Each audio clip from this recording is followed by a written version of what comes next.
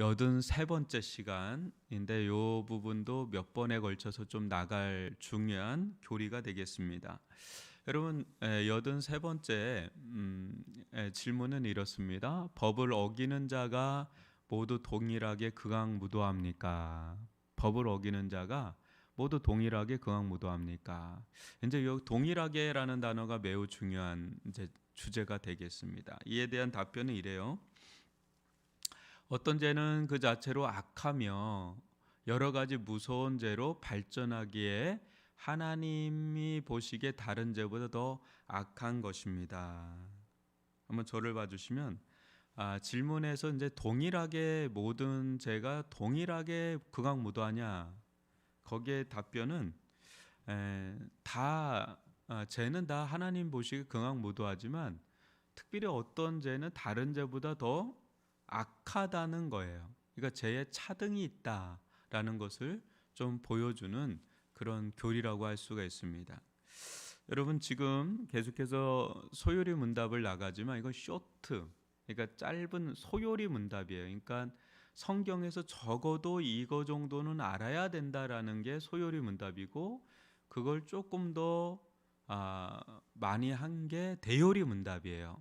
그래서 소요리 문답은 예전에 세례받는 자들에게 했던 그런 문답입니다. 그런데 이게 짧고 뭐 많고 이게 중요한 게 아니라 어떻게 보면 이게 본질이다라는 거예요. 성경에 많은 주제들이 나오죠. 근데 이거는 매우 본질적인 부분이기 때문에 꼭 알아둬야 된다라는 게 소요리 문답이에요.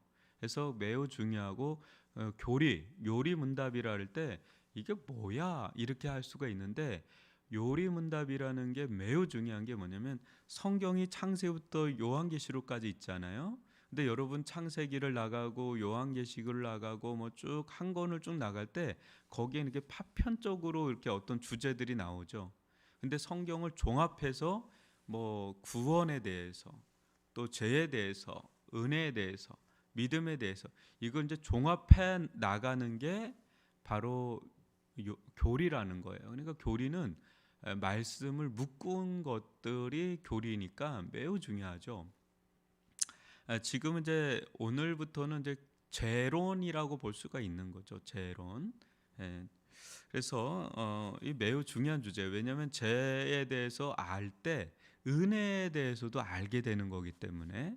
그래서 한번 보십시오. 오늘은 보다 무거운 죄에 대해서 좀 간단하게 좀 살펴보겠습니다. 모든 죄가 극악무도한 것은 사실입니다. 그죠? 모든 죄가 하나님 보시기에 극악무도한 거야. 아주 하나님 보시기에. 그러나 모든 죄가 같은 것은 또 아니다. 죄 가운데는 보다 악하고 무거운 죄들이 있습니다. 한번 저를 봐주시면요. 여러분들이 성경을 읽다 보면 뭐 죄가 엄청 많이 나오죠. 죄에 대한 언급이.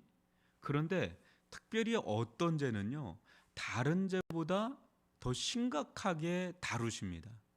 하나님께서 아주 심각하게 다루는 죄가 있고 그보다 다 극악무도하지만 죄에 대해서 어떤 차등이 있어요.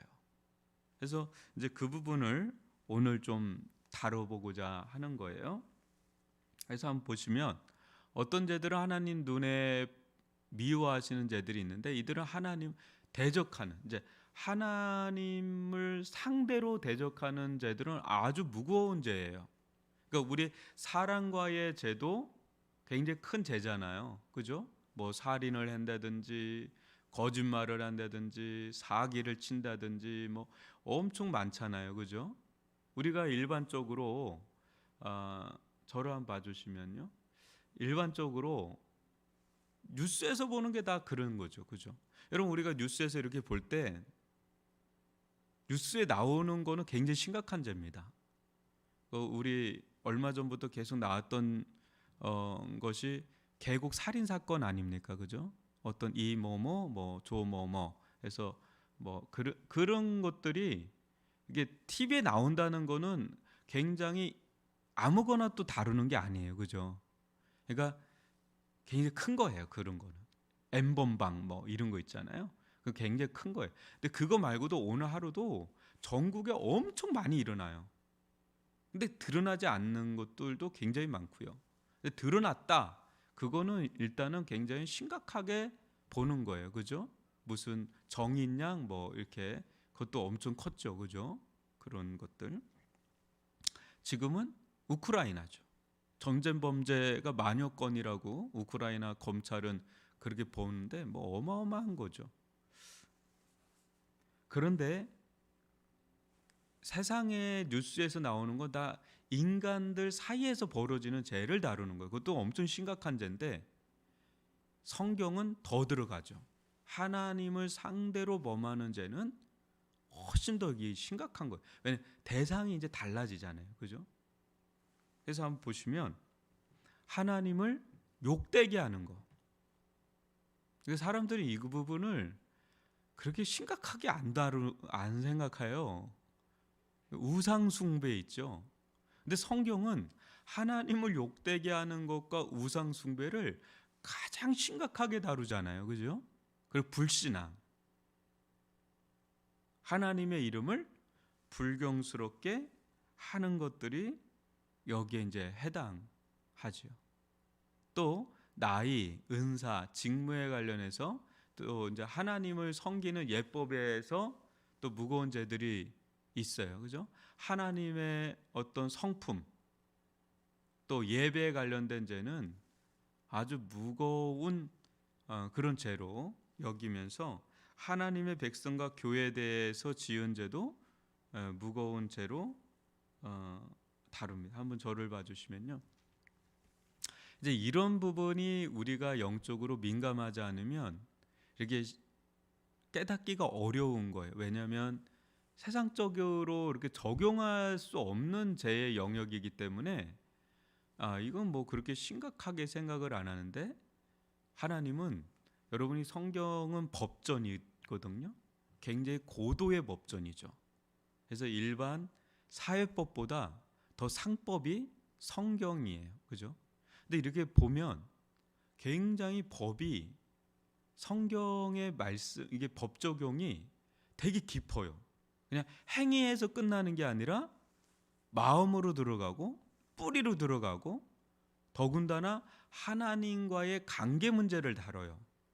근데 이걸 굉장히 심각하게 다루고 그걸 보여주는 그림이 구약 이스라엘이에요. 그죠? 그때 구약 이스라엘에 굉장히 심각하게 다룬 게 제사 제도죠. 거기서 하나님을 섬기는 게 어긋나면 엄청 심각하게 다루는 것을 보게 되고 이제 신약으로 넘어와서 보면 또 교회 안에서 일어나는 것들을 또 굉장히 심각하게 다루는 것을 보게 되죠. 그래서 오늘날 제가 느끼는 가장 우리들 가운데 이 시대가 가장 문제가 만약 있다면 목사님 가장 큰 문제가 뭐예요? 이렇게 저한테 질문을 만약에 하는 기회가 주어진다면 하나님을 경외하면서 떠나 있다. 이 부분이 점점점 심각해진다는 생각을 해봅니다. 그러니까 하나님을 경외하면서 떠난다는 건 뭐냐면 하나님이 두렵지 않아지는 거예요. 하나님이 두렵지 않아지면 이제 그냥 대수롭지 않게 넘어가 버려요. 우리가 하나님께 향하는 그런 여러 가지 말과 행동과 생각과 마음들을 그냥 대수롭지 않게 그냥 넘어가 버리는 거예요. 이게 엄청 무서운 건데 그 무서움이 사라지게 되는. 근데 그것은 담대함이라고 표현하지 않고 성경에서는 무모함이라고 그래요. 그거를. 그래서 제가 만연할수록 무모해져요. 그리고 무모해요. 이게 되게 무서운 건데 지금 이런 일들이 오늘날 독버섯처럼 뻗어가지는 않나라는 우려를 저는 하게 됩니다. 그래서 여러분 이 부분을 우리가 늘 예의주시해야 될 부분이 있고요. 그래서 한번 보세요. 열왕기상 11장 9절 보면은 솔로몬이 마음을 돌려 이스라엘의 하나님 여호와를 떠남으로 여호와께서 그에게 진노하시나 여호와께서 일찍이 2번이나 그에게 나타나시고. 그러니까 하나님의 은혜를 참 많이 받은 자가 솔로몬인데, 솔로몬은 하나님을 떠났다고 생각한 적이 단 한 번도 없습니다. 왜냐하면 늘 일천번제를 드렸던 자고, 그 이후에 성전을 지은 자잖아요. 그죠? 성전을 짓고 일천번제를 드리고 제사를 드렸던 사람이에요. 그죠? 솔로몬은 단 한 번도 제사를 멈춘 적이 없는 자예요. 근데 형식화되는 거죠. 그리고 실질적으로는 우상 숭배를 했던 거예요. 근데 본인은 우상 숭배를 하면서도 여호와를 섬겼다고 생각한 게 솔로몬이었고 이스라엘의 백성들이에요. 여러분, 이스라엘 백성이 가장 많이 하나님께 혼난 게 뭐냐면 우상 숭배했다라는 거거든요. 근데 이들은 하나님을 늘 섬겼어요. 무섭죠? 그러니까 제사를 드렸단 말이에요. 근데 동시에 실질적으로는 우상을 더 섬겼지만 형식적으로는 하나님께 제사를 드린 게 바로 이스라엘 백성이고 솔로몬이에요. 그러니까 우리로 치면 어떤 거냐면 예배는 계속 드렸단 말이에요. 주일 예배를 드렸지만 그게 형식이 되고 실질적인 건 다른 게 주인 역할을 하는 거. 그게 우상 숭배라는 거예요. 이게 무서운 거예요. 그래서 여호와 하나님께서 진노하셨다는 거예요. 솔로몬에게. 그러니까 하나님이 가장 미워하신 게 뭐냐면요, 우상 숭배인데, 우상 숭배라는 건 뭐냐면 마음에서 하나님을 떠난 거예요. 마음에서. 근데 충분히 종교적으로 형식적으로는 하나님께 예배도 하고 심지어는 섬길 수도 있어요. 봉사도 하고 다 할 수 있어요. 그러나 실질적으로는 다른 게 다른 게 하나님인 경우가 충분히 있어요, 여러분. 참 무섭죠? 참 무서워요. 저는 여기 우리 임대인들을 보면서 깜짝 놀랄 때가 많습니다. 다 크리스찬이에요. 성당을 다니거나 크리스찬이에요. 근데 교회를 향해서 욕을 해요. 저는 솟아라치게 두려워요. 어떻게 저런 말을 크리스찬이 저렇게 아무런 얼굴에 뭐 변화가 없이 저렇게 말을 할 수가 있지. 저로서는 상상할 수 없는 말을 해요. 그러니까 마음에 다른 게 더 있어요. 다른 게 있다는 거죠. 그러니까 겉으로 보여지는 것하고 속으로는 다른 거예요. 여러분 한번 보세요. 마태복음 18장 6절도 보면 누구든지 나를 믿는 이 작은 자 중 하나를 실족하게 하면 차라리 연자맷돌이 그 목에 달려서 깊은 바다에 빠뜨려지는 것이 나으니라. 그래요. 그러니까 여러분, 이런 말씀들을 우리는 그냥 가볍게 넘어가는데 실은 가벼운 말씀들이 아니잖아요. 그죠? 누군가 교회를 나왔는데 또 믿음 생활을 막 하려고 그랬는데 또 믿음을 가졌는데 그 사람들을 실족해 하는 일들이 있다. 그거 어떻게 봐야 될까요?